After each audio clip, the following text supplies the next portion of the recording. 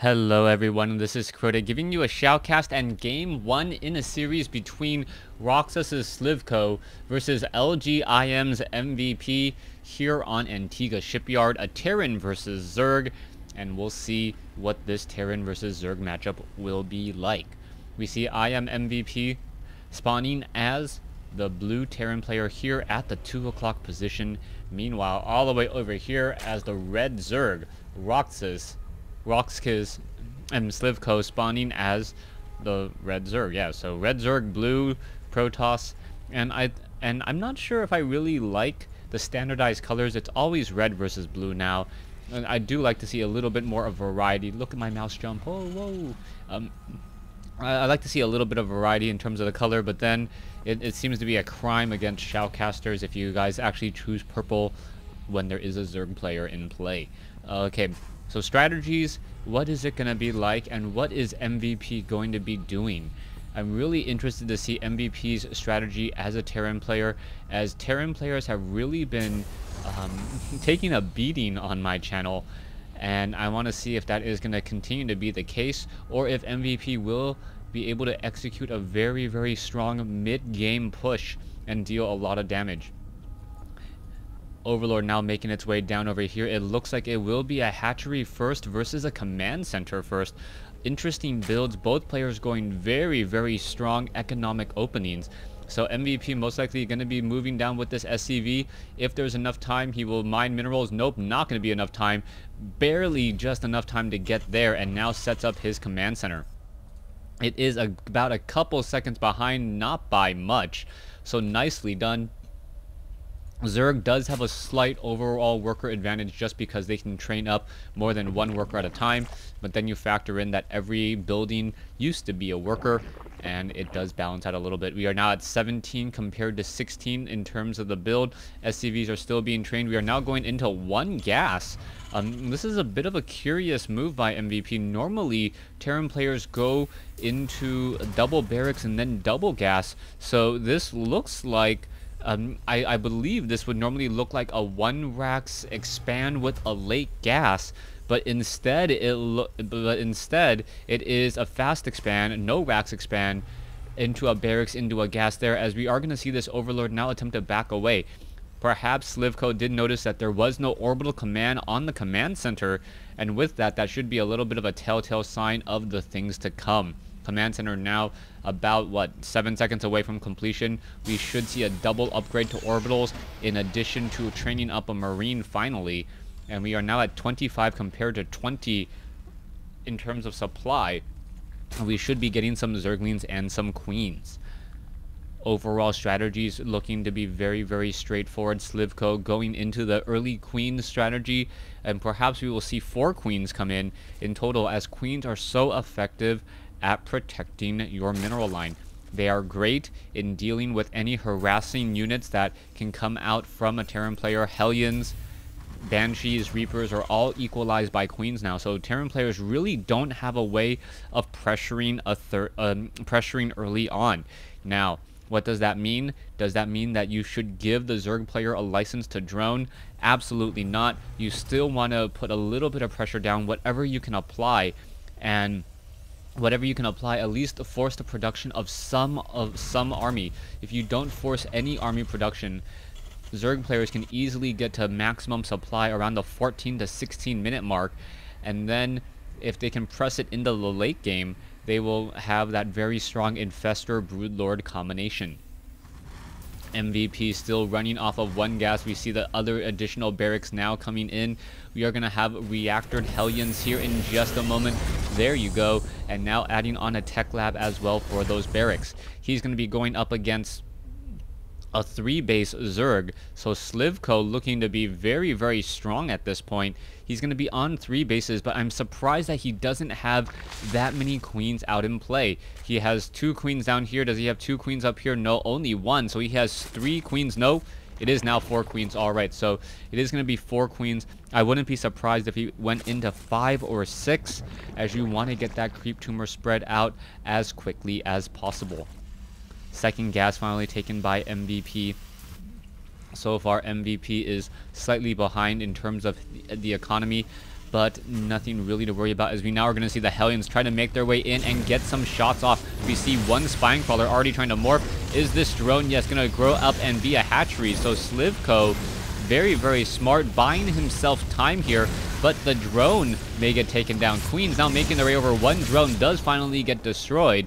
A spine crawler and an extractor now being built. I do not believe they will be canceled, as we are now sitting on a total of 4 Hellions with still more Hellions coming in.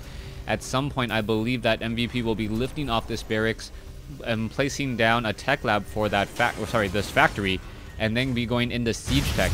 Queen now pushing back this attack once more. The Hellions still dancing around here. Drones being transferred up onto the high ground, and we do see 6 Hellions, so that is a good number of Hellions. Perhaps they will be able to slip by, but Queen's now with that range of 5, so effective. Are we going to get a transfusion off?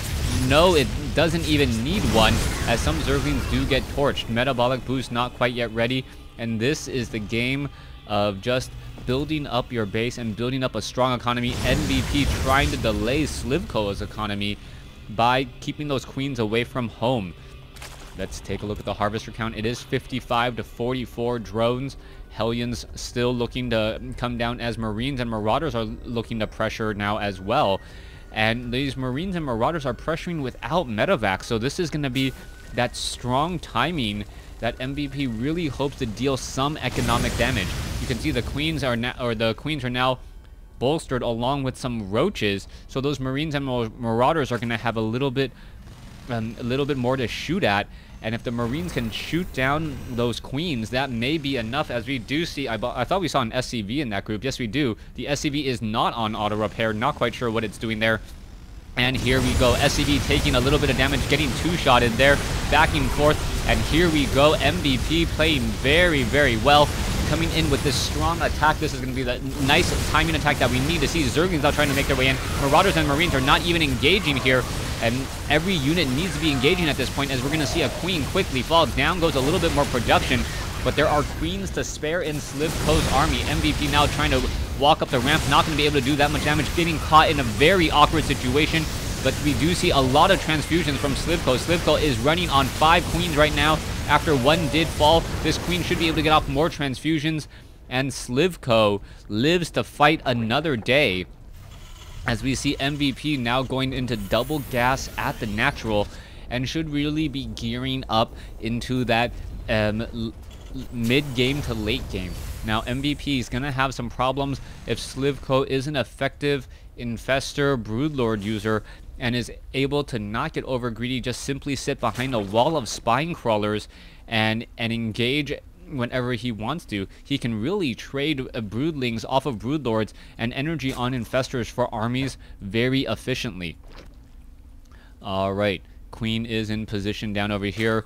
Once more, Queen count is now sitting on 5. Gonna be going into 6 Queens again. We can see that infestation pit already coming in. Armory now finally being placed down in order to get 2/2 upgrades on the infantry. Meanwhile, I believe we are already at we are now just starting 2/2 upgrades for the Zerg. So Zerg is having a definitive advantage in terms of overall upgrades, and that is going to translate into much more effective units, and perhaps a victory here if Slivko can hit a timing where he does have 2/2 upgrades, and IM MVP only has 1 upgrades. Now, one of the things that Zerg players don't like about this map is how difficult it is to establish up a 4th base. Slivko being very gutsy, taking a center expansion here, and I'm wondering how effective this hatchery will be. Normally, Zerg players try to take down these destructible rocks and then still expand away from their opponents so that they don't move the battlefield that much closer. We are going to be seeing a drop now come in, but there is already great overlord placements coming in from Slivko. And is that, no, the medevac simply just flying around? We could be trying to go for a drop here. There is 1 spore crawler already, as we see another simultaneous drop perhaps in the main. Banelings are getting in position. Spine crawlers are there as well. Here we go, dropping some Marauders off, and the roaches are going to clean that up. Oh, nicely done. cleaning up the Marines, perhaps just going to drop on the low ground and clean up this one Overlord. Meanwhile, as Marauders and Marines are trying to take down over here at the third, not going to work. The Zerglings getting over there in a hurry, as we're going to see some of the medevac now in a very dangerous situation, able to pull back. The Roach is able to spit up onto the high ground. The Queen's able to attack down onto this middle ledge here. And now we see Slivko has gone down to 174 supply after MVP took down this forward Overlord. Alright, Slivko really looking to bank a lot of resources off of that center high ground center expansion there. Marines now coming in. Marines are 1-1. The Zerglings are not yet at 2-2. Not quite sure why he did exactly that. He just simply replenished the Zerglings. We are going into tier 3 as the Marines are going to be shooting drones in a mineral line and should be able to get a lot of damage here. Quick surround from those Zerglings. Banelings not able to catch up as the Marauders and Siege Tanks now take up onto the high ground, and MVP definitely benefiting from the fact that this is Antigua Shipyard and able to take down this 4th hatchery before it really got going. Zerglings now trying to swarm in here. Siege Tanks taking a lot of damage. Roaches now coming in and making their way in. More and more units are taking down. Queens doing some transfusions as well. And actually, will it be able to take down a Siege Tank here? Trading Queens for Siege Tanks. Not the most economic build, but then again, Queens do not take Larva. If there was actually creep tumors across into the center portion of the map, perhaps more damage could have been dealt. Overlords are now morphing into, Corruptors now morphing into Broodlords, as we're seeing Marines and Siege Tanks attempt to take down some more buildings here. Slivko sitting on a slight, very slim economic advantage, and MVP is looking very strong now after shutting down one base. MVP's harvester count is sitting at 72. Meanwhile, Slivko sitting at 76. There are mules for MVP, and MVP definitely going to benefit from that. Mules mean more income, as Marines are now spreading out across the map, looking for possible additional expansions that were not there moments ago. Hatchery from Slivko will most likely get cancelled or will be relatively low on hit points by the time it is completed. Zerglings now making their way into this hatchery about to be completed, as there is one Marine at the 11 o'clock position making sure no more bases are established. MVP now looking to land his expansion, and this could be interesting. A battle just one hop, skip, and a jump away from each other. The north expansion in the center versus the south expansion in the center. And that means that we should have a lot of just back and forth action going on in the center here, as the Marines are looking to finish off this hatchery. Hatchery is already down to 900 some odd hit points, but we'll be able to get more hit points still. Broodlords, 6 of them in play. Infestors, we have level 1 level 1 melee or level 3 melee attack, level 2 Zerg flyer attack, as now in comes a swarm of MVP's units. Fungal growth hitting a lot of the units there, but the Siege Tanks are still alive. Another beautiful fungal growth, as the Broodlings are now just making waste of all of the Marines. Mass Corruptor strategy going up against the Vikings. The Corruptors are going to be able to engage here. The Vikings, however, will be able to out-kite those Corruptors, as Corruptors have shorter range, even though they have slightly faster movement speed. MVP now down to 129. Roxkis Slivko sitting at 174 with a 40-some odd supply advantage. MVP will need to do a lot of work in order to get ahead. We can see 4 Vikings being trained at a time, most likely off of double reactor starports. No, MVP actually going into 4 starports, and he can add on tech labs here as well if he chooses to. Marines now going to go ahead and shut down a hatchery here at the 9 o'clock position. That will fall in just a moment, and Slivko now with a 20 supply advantage needs to figure out where to strike next. Otherwise, MVP will be able to get back into this. Banelings melting away many of the Marines, but the Marines were relatively well split apart, and now Broodlings trying to finish off the Marines, but no, we have a quick pick up by that medevac, now dropping into the main. Alright, Slivko sitting at 198, MVP sitting at 182. Who is going to come out ahead still? So hard to say, but with so many Broodlords and so many Infestors, all Slivko needs to do now is lower that harvester count from 89 to perhaps 65, and then mass up a whole bunch of spine crawlers and push out. Spine crawlers have very decent range, don't cost supply. Infestors and broodlords make retreat near impossible.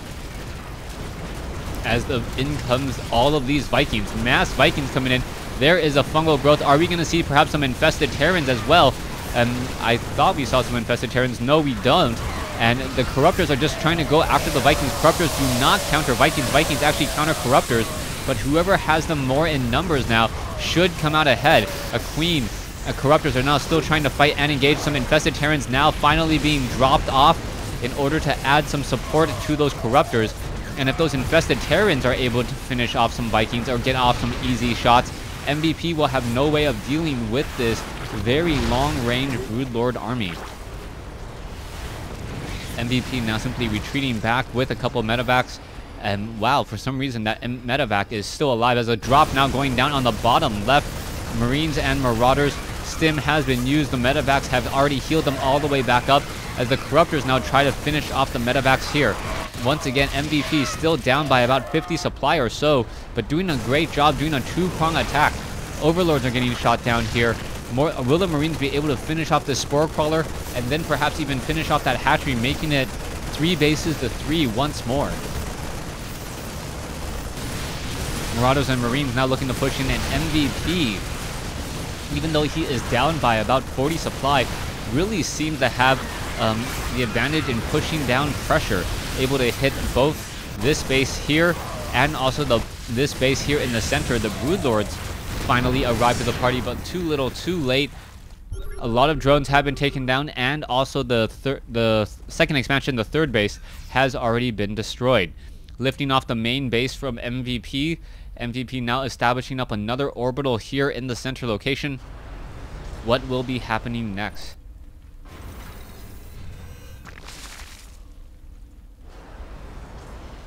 Infestors are ready to go. MVP sitting at 115. And here is that another attack. Corruptors just so much in number. MVP says GG. And Slivko takes game 1 in this series. Thanks for watching. Thanks for listening. I believe this was taken from IEM. If you guys watched it live, then once again, I want to thank you guys for watching it with me. Thanks for watching. Thanks for listening.